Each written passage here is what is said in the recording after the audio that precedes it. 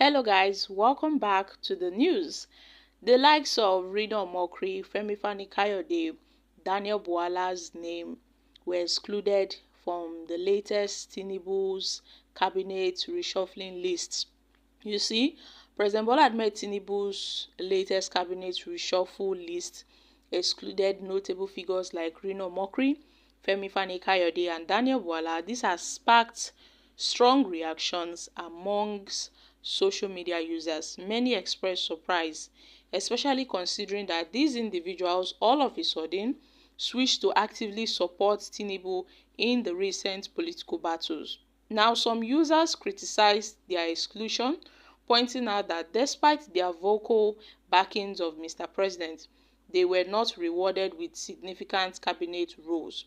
Reno Omokri in particular was singled out by commentators as someone who switched alliances after previously criticizing Tinubu, leading to accusation of political opportunism.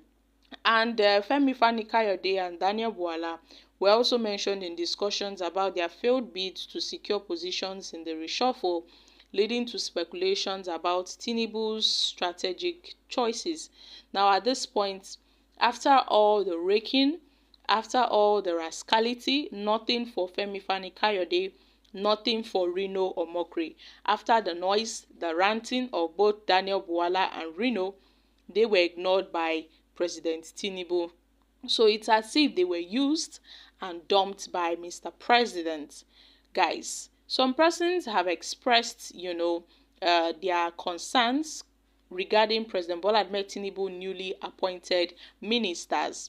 Some were sacked, some were appointed. About 7 new persons were appointed.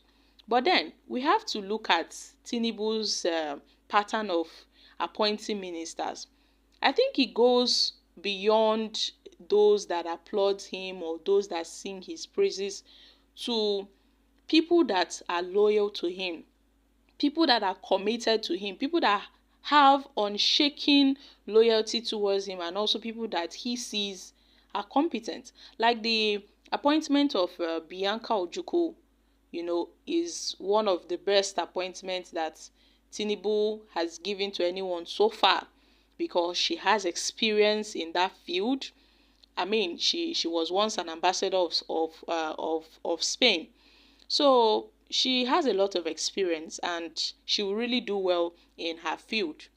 And then other ministers, but then those that are saying Tinubu did not consider Reno Omokri and Kayode, are they competent to be given ministers? Are they really credible?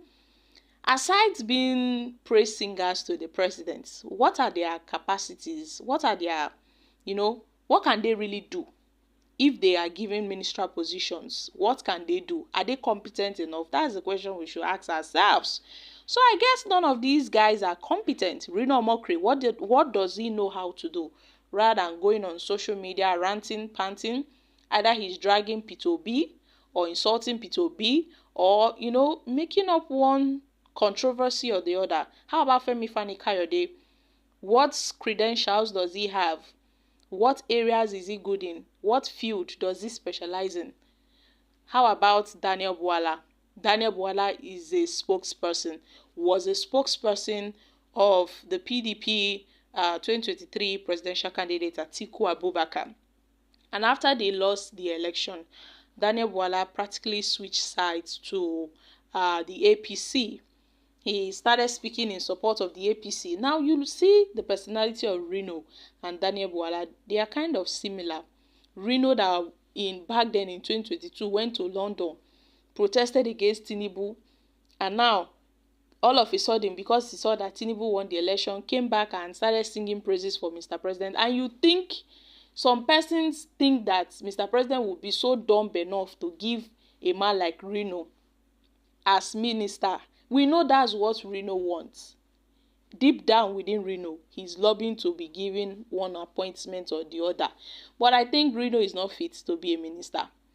I don't think Tinubu has that trust in Reno to be given that ministerial appointment. What has Reno done for President Tinubu in terms of being loyal to the president, aside backing the president online, fighting off the president's enemies and all of that, what has Reno really done for President Tinubu? Did he campaign for Tinubu? No. Did he rally voters for Tinubu? No. Reno has not done anything for Mr. President, for Tinubu to award him with a ministerial position. As we saw in the case of Minister Nyesom Wike, Wike really did a lot for President Tinubu. He practically delivered Rivers State to Tinubu and the APC. Wike was rewarded. And Wike is also competent in terms of, in his field. As the minister of the FCT, Wike is doing well.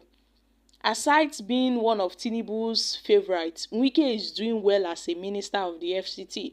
Although Wike has his own problems, but Wike, if you call ministers that are really working under Tinubu's cabinet, Wike's name will fall in number 1 or number 2. Wike is working. He's doing his job very, very well. He's doing his job. Yes, he may have 1 or 2 issues, but that doesn't stop him from being a working minister. To an extent, the people of Abuja tags him as the governor of Abuja, the landlord of Abuja, the working minister.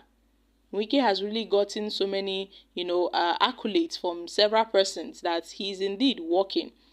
So if people say Tinubu did not consider Reno, Tinubu did not consider Femi Kayode and Daniel Bwala, what have they done for Mr. President? They've not done anything. They've not started.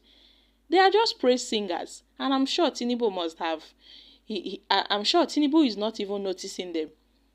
He's not noticing them because, they are just far away singing his praises. What have they really done that the president will consider them? Aside being loyal, do they have the capacity to be recognized as a ministerial, nominee? No.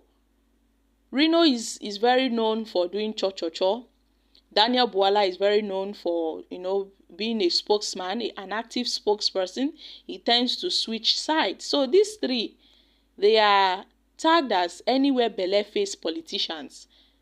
And Mr. President will not take such persons seriously. So that is just it. I think these are the reasons why they were not given, any ministerial position whatsoever. But as time goes on, we will see what the future has in store for the likes of Reno, Femi Kayode, and Daniel Bwala. So guys, I'm dropping here. Kindly share your thoughts on this in the comments section. Thank you.